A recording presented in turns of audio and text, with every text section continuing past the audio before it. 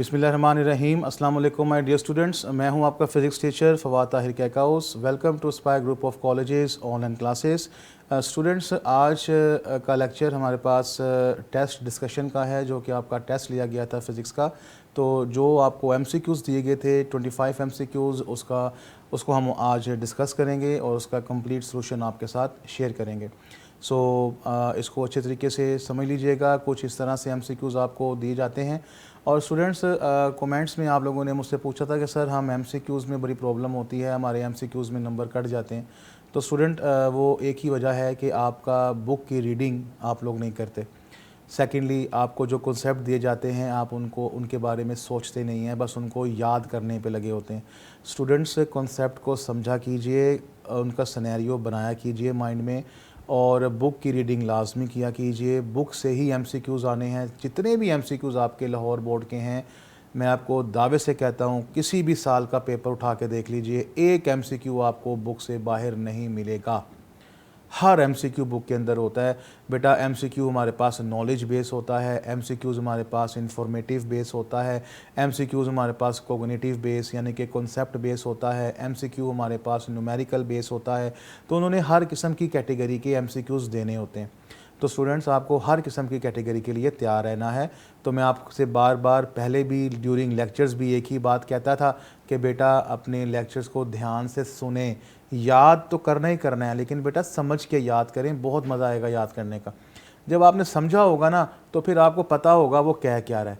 और जब आपने याद किया होगा ना, आपको कुछ समझ नहीं आएगी वो क्या कह रहा है, क्योंकि आपको सिर्फ वही पता है जो आपको आता है। और एमसीक्यूज़ के लिए बेटा जी, जो वो कहता है ना, हमें वो करना होता है। जो आपको आता है ना, वो नहीं करना होता। तो वो जो कह रहा है उसको कॉन्सेप्ट के तौर पे ले, तब आपको समझ आएगा। तो आइए अपने डिस्कशन को स्टार्ट करते हैं। बेटा, पहला एमसीक्यू है, if medium between the plates of a parallel plate capacitor is air और vacuum, then its capacitance is. कहता है जी कि प्लेट्स के दरमियान में जो हमारे पास मीडियम है, वो अगर वैक्यूम हो या एयर हो, तो कैपेसिटेंस का फार्मूला क्या है। ये बेटा सीधा सीधा आपके पास इंफॉर्मेटिव बेस एमसीक्यू है कि आप जानते हैं कि इसका answer A epsilon naught over D है। So this is the right option. इसमें तो कोई इशू मेरा नहीं ख्याल आपको आया होगा। नेक्स्ट एमसीक्यू है जी कि epsilon not is measured in. ये आपके लिए थोड़ा सा प्रॉब्लम था, क्योंकि इसके अंदर थोड़ा सा आपको वर्किंग करनी पड़नी थी।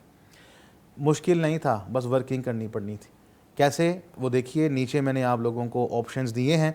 हम जानते हैं कि एप्सिलॉन नॉट, ये जो बेटा परमिटिविटी होता है, ये हमारे पास coulomb square over newton metre square होता है। ये आपके कूलम्स लॉ के पहले पेज के ऊपर ये आपको यूनिट दिए हुए हैं। सिर्फ इन यूनिट्स की कन्वर्जन करके आपको आंसर लेके आना था।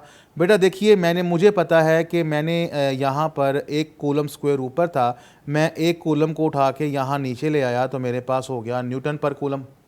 ओके, अब बेटा न्यूटन पर कूलम मेरे पास वोल्ट पर मीटर होता है। कैसे, ये आपने पढ़ा हुआ है ना पोटेंशियल ग्रेडियंट, उसमें आपने पढ़ा हुआ है कि इलेक्ट्रिक फील्ड इंटेंसिटी का यूनिट वोल्ट पर मीटर है। और आपने ये भी तो पढ़ा हुआ है कि इलेक्ट्रिक फील्ड इंटेंसिटी का यूनिट कूलम्स लॉ के बाद वो न्यूटन पर कूलम है। तो मैंने क्या किया, मैंने न्यूटन पर कूलम को वोल्ट पर मीटर से रिप्लेस कर दिया। ये आप देखें, मैंने न्यूटन पर कूलम को वोल्ट पर मीटर से रिप्लेस कर दिया। उसके बाद ये मीटर से मीटर कैंसिल हो गया, तो coulomb over volt into meter रह गया। अब बेटा जी, आपको मालूम है कि Q is equals to C V होता है। अगर आप यहाँ से C निकालें तो मेरे पास क्या आ जाएगा, Q ओवर V। तो Q ओवर V क्या है, कूलम पर वोल्ट। तो कूलम पर वोल्ट क्या है, फैरेड। तो इस तरह से फैरेड पर मीटर, तो फैरेड पर meter is the right answer. ठीक है, ये इस तरह के एमसीक्यूज, ये कॉन्सेप्ट बेस था, ये ज़रा न्यूमेरिकल बेस था, इसमें आपको सोचना पड़ना था। तो उसकी प्रैक्टिस करनी पड़ेगी आपको, इंशाल्लाह आप ट्रैक पे आ जाएंगे। नेक्स्ट एमसीक्यू चलते हैं जी। The presence of fish by other fish can be detected by. ये आपको मालूम है कि ये डू यू नो और इन्फॉर्मेशन में लिखा हुआ है चैप्टर नंबर 12 के अंदर। तो ये आपको मालूम होना चाहिए कि वो किसकी वजह से होती है, इलेक्ट्रिक फील्ड। ये एक इंफॉर्मेटिव बेस एमसीक्यू था। ये कैसे होता है, क्या होता है, ये बेटा बात की बातें हैं। अभी सिर्फ हम एमसीक्यू के ऊपर फोकस कर रहे हैं। और एक बात बेटा और ज़हन में रखिएगा, एमसीक्यू का आंसर हिट एंड ट्रायल पे आप लोग अगर देखें ना, तो वो नहीं करना। क्योंकि एमसीक्यू में ये मैटर नहीं करता कि आपने सोल्यूशन कैसे किया है, मैटर करता है राइट आंसर। वो कैसे आया कैसे नहीं आया वो आपने आंखें बंद करके लगा दिया, वो सही हो जाता है। लेकिन अगर आप इसमें थोड़ा सा ये कहेंगे जी कि हम इसमें अपना सोल्यूशन भी डिटेल इसमें बताएं एमसीक्यू में, तो बेटा वो मैटर नहीं करता, ये ऑब्जेक्टिव अप्रोच कहलाती है। थ्योरेटिकल अप्रोच में ऐसा होता है कि आपको एक्सप्लेनेशन देनी होती है। तो इसके बारे में मैं आपके साथ डिबेट बाद में कर लूँगा, मैं आपको बाद में बता दूंगा किसी लेक्चर में कि ये कैसे होता है। Number 4, electric field can deflect. वो कहता है जी कि इलेक्ट्रिक फील्ड किसको डिफ्लेक्ट कर सकता है। याद रखिएगा, electric field between positive and negative charges के दरमियान में होती है ना, एक साइड पॉजिटिव होती है एक साइड नेगेटिव होती है। तो ऑप्शन में उसने दिया न्यूट्रॉन्स, ये तो न्यूट्रल होते हैं, तो न्यूट्रल तो इसके ऊपर कोई इफेक्ट नहीं करेगा, ना अट्रैक्ट होगा ना रिपेल होगा, स्ट्रेट निकल जाएगा। एक्स रेज, बेटा एक्स रेज फोटॉन्स होते हैं, फोटॉन्स भी न्यूट्रल होते हैं। Gamma rays high energy radiations जो कि फोटॉन्स से मिलकर बनती है, एक्स रेज से ज़्यादा एनर्जेटिक रेडिएशंस होती हैं। तो ये तीनों की तीनों तो हमारे पास क्या हैं, न्यूट्रल हैं, लिहाजा ये तो इफेक्ट नहीं करेंगी। पीछे कौन सी रह गई, चार्ज्ड पार्टिकल्स। अब चार्ज्ड पार्टिकल्स क्या हैं, कोई भी हो सकते हैं। तो चार्ज जिसके ऊपर मौजूद होगा, अगर वो पॉजिटिव होगा तो वो नेगेटिव की तरफ अट्रैक्ट हो जाएगा, अगर वो नेगेटिव होगा तो वो पॉजिटिव की तरफ अट्रैक्ट हो जाएगा। मींस कि अगर ये मेरे पास एक पॉजिटिव प्लेट है और ये मेरे पास एक नेगेटिव प्लेट है और यहाँ से एक पार्टिकल आ रहा है जो कि पॉजिटिव है, तो ये जब इसके अंदर एंटर होगा तो ओरिजिनल पाथ तो इसका ये है, लेकिन ये यहाँ नहीं जा पाएगा, ये फ़ौरन ही अपने पास से डिफ्लेक्ट हो जाएगा और नेगेटिव की तरफ चला जाएगा। तो वो यही कह रहा है कि an electric field can deflect. Okay, तो charge particles is the right answer. Number 5, on moving a charge of 20 coulombs. कहता है जी कि आपने अगर 20 कूलम चार्ज को 2 सेंटीमीटर के फासले तक मूव करवाना है तो आपको 2 जॉल वर्क करना पड़ता है। 2 जॉल ऑफ वर्क इज डन।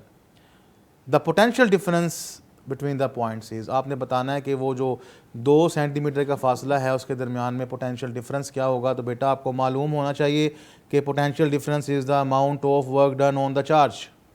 ऐसे ही है ना बेटा। तो अमाउंट ऑफ वर्क डन आप कितना कर रहे हैं, 2 जॉल, और चार्ज आपके पास कितना है जी, 20 कूलम। तो ये कट के हमारे पास कितना रह जाएगा, 1/10 जॉल पर कूलम, और ये 1/10 कितना है, 0.1 जॉल पर कूलम वोल्ट। तो करेक्ट आंसर इज 0.1 वोल्ट। ठीक है जी। अब ये था जी हमारे पास न्यूमेरिकल बेस एमसीक्यू। मैंने कोशिश की है कि मैं हर तरह के एमसीक्यू बीच में शामिल करूं, तो ताकि आपकी हर किस्म का माइंड आपका चले। तो इसको बेटा जी समझ के करना है। मैं फिर बता दूं, इसको याद नहीं करना, कॉन्सेप्ट्स को समझते हैं, याद नहीं करते। नेक्स्ट है जी, to eliminate stray electric field interference. आपको याद होगा ये टर्म मैंने गाज़िस लॉ के अंदर कहीं पे यूज़ की थी। To eliminate stray electric field interference circuits of sensitive devices are enclosed in. जब आप इसको पढ़ेंगे ना, आपको फ़ौरन आपका जवाब मिल जाएगा। क्या भला? यस, आपको उनको मेटल बॉक्सेस के अंदर रखना पड़ता है। क्यों भला? क्योंकि मेटल बॉक्सेस के इनसाइड इलेक्ट्रिक फील्ड ज़ीरो होती है जो कि आपके उसको इफेक्ट नहीं करेगी। तो correct answer is metal box. ये हमने गाज़िस लॉ में डिटेल में पढ़ा हुआ है। फर्स्ट एप्लीकेशन गाज़िस लॉ की है। अगर कोई स्टूडेंट न्यूली ज्वाइंड है, जिसने अभी अभी हमें ज्वाइन किया है, वो पोर्टल पे लेक्चर्स सभी मौजूद हैं, 24 आवर्स अवेलेबल हैं, आप जब मर्ज़ी देख सकते हैं। तो वो लेक्चर जो गाज़िस लॉ का है, पहली एप्लीकेशन वो पढ़ ले, उसको समझ आ जाएगी। The electrostatic energy of parallel plate capacitor is given by. वो कहता है जी कि एनर्जी जो कैपेसिटर की है वो क्या है। बेटा एनर्जी कैपेसिटर की तो होती है हाफ CV²। बहुत से स्टूडेंट्स कहेंगे सर वो तो हाफ CV² होती है, लेकिन यहाँ पे तो ऐसी कोई ऑप्शन है ही नहीं। इसका मतलब है उसने लाजमी कोई ना कोई बीच में गड़बड़ की है। अब वो गड़बड़ क्या है? वो गड़बड़ ये है कि बेटा हमें मालूम है कि Q = CV है, और अगर आप यहाँ से V को निकालें तो V हमारे पास क्या निकल आएगा, V = Q/C। अब ये वाली V की वैल्यू को यहाँ पे सब्स्टिट्यूट करें। जब आप यहाँ पे सब्स्टिट्यूट करेंगे तो ये आ जाएगा 1/2C, और ये आपके पास हो जाएगा Q²/C²। ये C से C ये कैंसिल हो जाएगा, तो रिमेनिंग आपके पास बच जाएगा 1/2 Q²/C, जो कि 1/2 Q²/C ये है Charlie option. So correct option is Charlie. अब देखें किस तरह से उसने आप लोगों को बेवकूफ़ बनाने की कोशिश की और आप मोस्टली आई होप बन भी गए, क्योंकि माइंड इस्तेमाल करना हर बंदे की बस में नहीं है। वो हर बंदा बस कहता है यार जो हमें बुक में पढ़ा है वो तो बुक में तो ये था, ये तो ऑप्शन ही नहीं है, ये तो एमसीक्यू ही गलत है। बेटा ऐसा नहीं होता। अब आपका लेवल थोड़ा सा बढ़ गया है, अब आपको कन्वर्टिंग प्रॉब्लम्स भी आएंगे, कॉन्सेप्ट वाले भी आएंगे। तो ये कॉन्सेप्ट वाला था, अगर आपका माइंड काम थोड़ा करता तो आप इसको सोल्व कर लेते। तो करेक्ट ऑप्शन इज चार लीजिए। नेक्स्ट है जी कि two metallic spheres of radius 1 centimetre and 2 centimetre get equal quantity of charge. This is the key point कि वो जो सफ़ेयर्स है ना उनके पास एक जितना चार्ज है, लेकिन एक सफ़ेयर जो है वो 1 सेंटीमीटर का है, दूसरा सफ़ेयर जो है उसका रेडियस 2 सेंटीमीटर का है। वो आपसे कह रहा है कि which one has the greater surface charge density. Greater surface charge density यानी कि surface charge density sigma is equals to Q over A, यानी कि चार्ज पर यूनिट एरिया। बेटा जी एक बात ज़हन में रखिएगा, एक छोटी सी एग्जांपल मैं आपको देता हूँ। मेरे पास एक रूम है, या आप जिस रूम में बैठे हैं वो, और एक रूम है जो इससे जिसका वॉल्यूम इससे डबल है। ये माइंड में बैठा लीजिए, एक वो रूम जिसमें आप बैठे हैं और एक वो रूम जो इससे डबल वॉल्यूम का है। मैंने इन दोनों कमरों के अंदर मार्बल लगवाना है। अब जब मैं मार्बल पता करने जाता हूँ तो मुझे वो स्क्वायर फीट के हिसाब से देता है। अब जितना स्क्वायर फीट एरिया आपके ये वाले रूम का है उससे डबल स्क्वायर फीट एरिया दूसरे रूम का है, ये आप सब जानते हैं। अगर मैं उसको कहता हूँ यार मुझे बता पर स्क्वायर फीट कितना है, वो कहता है यार पर स्क्वायर फीट जो है ये 30 रुपये का है, 30 रुपीज़ पर स्क्वायर फीट है। तो आप मुझे एक बात बताएं, वो पर स्क्वायर फीट मैं चाहे ये वाले रूम में लगाऊं या पर स्क्वायर फीट मैं वो डबल वॉल्यूम वाले रूम में लगाऊं तो मेरा खर्चा कितना आएगा? 30 रुपये ही आना है ना, यानी कि पर स्क्वायर फीट तो सेम ही है। हाँ, अगर मुझे इस कमरे में पर स्क्वायर फीट के हिसाब से मेरा अगर वहाँ पर 3000 रुपया लगता है तो दूसरे वाले में डबल लगेगा, 6000 लगेगा। क्यों? क्योंकि वॉल्यूम ज़्यादा है।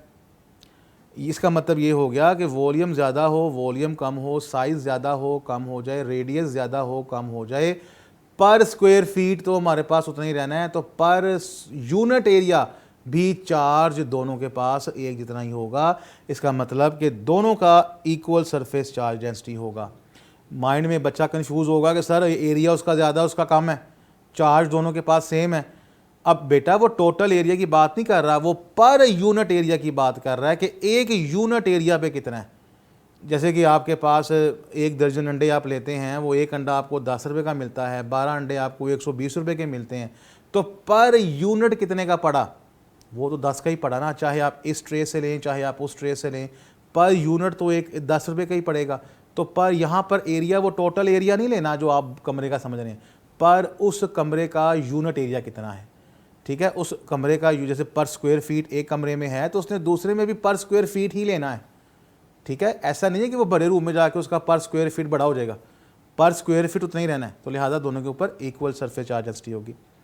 नेक्स्ट है जी यूनिट ऑफ इलेक्ट्रिक फ्लक्सेस। ये आप सभी को मालूम है बेटा, इलेक्ट्रिक फ्लक्स क्या होता है? इलेक्ट्रिक फ्लक्स हमारे पास होता है ई और डेल्टा ए का डॉट प्रोडक्ट। ई का यूनिट क्या है? न्यूटन पर कूलम। एरिया का यूनिट क्या है? Meter square. तो आप देखेंगे न्यूटन मीटर स्क्वायर पर कूलम, हमारे पास डी ऑप्शन है। अब ये जिसको इलेक्ट्रिक फ्लक्स, अगर ये नहीं भी याद आपको, मैं मानता हूँ जी आपको यूनिट भूल गया, लेकिन फार्मूला आपको याद होगा, आप फार्मूला से बना लें यूनिट। तो ये जिसके पास दिमाग होगा, कॉन्सेप्ट होगा, वही कर पाएगा।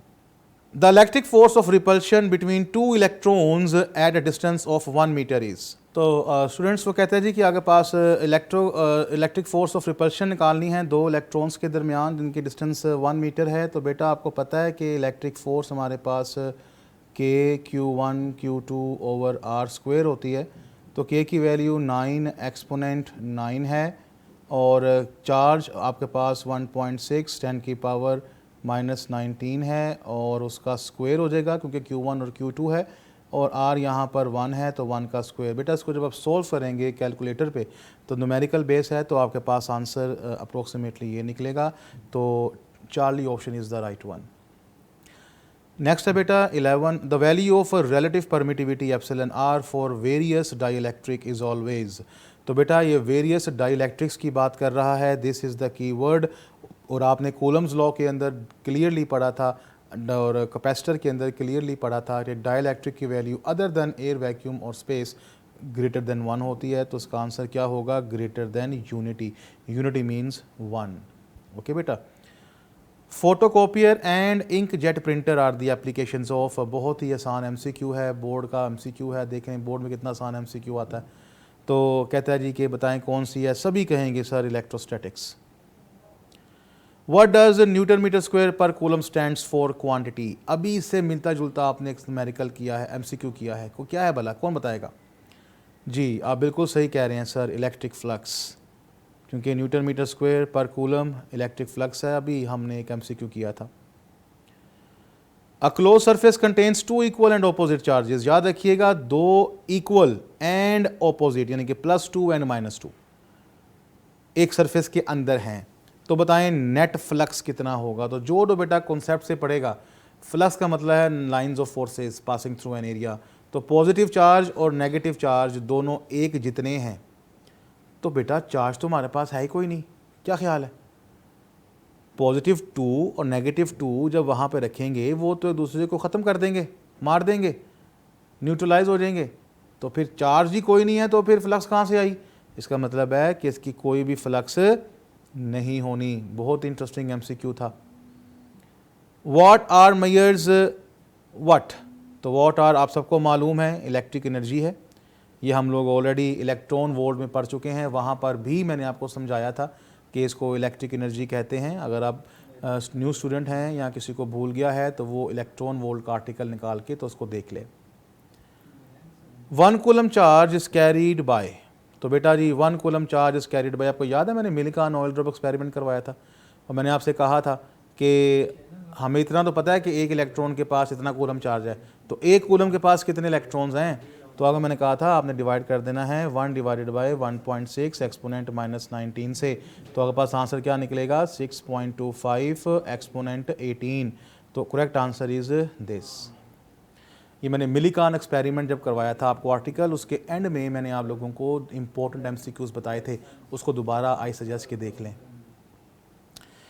Electric field and potential difference inside a hollow charge conducting sphere are. Electric field है और पोटेंशियल डिफरेंस है, और कहाँ है? Inside. This is the keyword. Inside electric field तो 0 है, मसला ही कोई नहीं है, सबको मालूम है।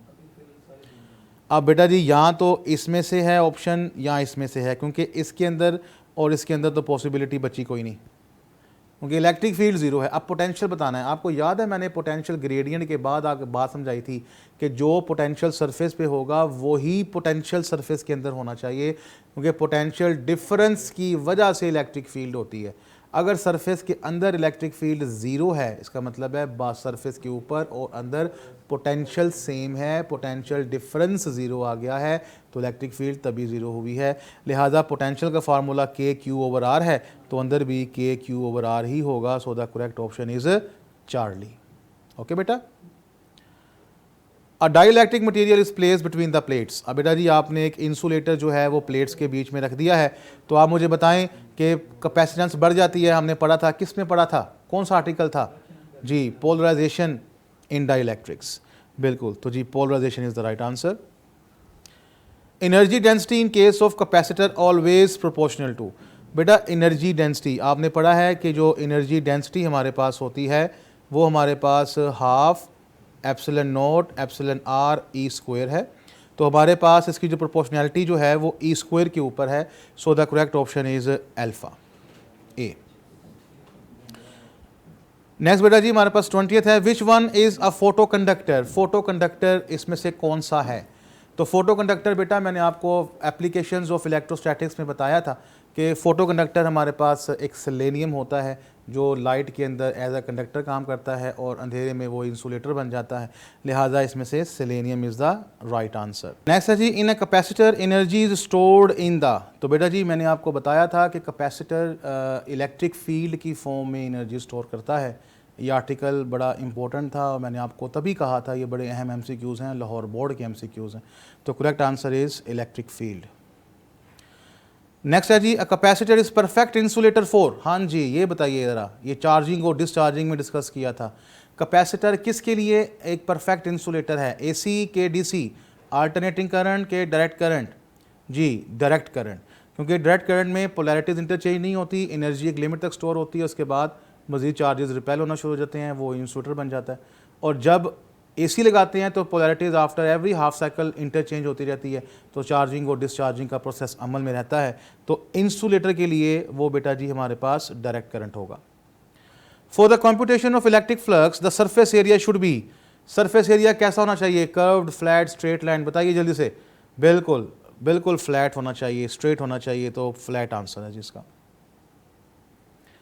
When an area is held perpendicular to the feed lines, the magnitude of electric flux is, अब याद रखिएगा ये एरिया की बात कर रहा है कि हमारे पास area is held perpendicularly, means कि अगर इलेक्ट्रिक लाइंस हमारे पास ऐसे हैं और एरिया हमारे पास इस तरह से परपेंडिकुलरली मौजूद है, तो यहाँ पर हमारे पास फ्लक्स मैक्सिमम कहलाएगी, because the maximum number of lines passing through an area, so flux is maximum. और लास्ट क्वेश्चन है, 2 point charges +2 and +6 repel each other if a charge of -2 coulomb is given to each of them। दोनों को मैंने -2 coulomb charge दे दिया, तो बताएं electric force क्या होगी? सो बेटा -2 को जब +2 देंगे वो तो ज़ीरो हो गया, और +6 को जब -2 देंगे तो फिर वो +4 रह गया, तो सिंगल चार्ज रह गया। तो एक चार्ज जिसके वैल्यू 4 कूलम है, दूसरा कोई चार्ज है ही नहीं, तो काय की फोर्स? दो म्यूचुअल फोर्स होती हैं, दो चार्जेस के दरमियान में होती हैं, जबकि चार्ज ही हमारे पास एक है, so there will be no force, zero force. So correct answer is 0 newton. तो स्टूडेंट्स ये थे जी आपके MCQs जिसके ऊपर आपका टेस्ट लिया गया है। उम्मीद करता हूँ कि आपके बहुत से कॉन्सेप्ट्स मज़ीद क्लियर हो गए होंगे, और एक चीज़ आपने सीखी होगी कि अगर आपने रटलाइजेशन को फॉलो किया तो आप MCQs वाकई में नहीं कर पाएंगे, और जो कॉन्सेप्ट से पढ़ेगा, मेरी बातों को समझेगा, अंडरस्टैंड करेगा, मुझे फॉलो करेगा, तो वो लाजमी MCQs को अटैम्प्ट कर जाएगा। ले स्टूडेंट्स, नेक्स्ट लेक्चर तक के लिए अपने टीचर को इजाज़त दीजिए, अपना खूब ख्याल रखिएगा। अल्लाह हाफिज़।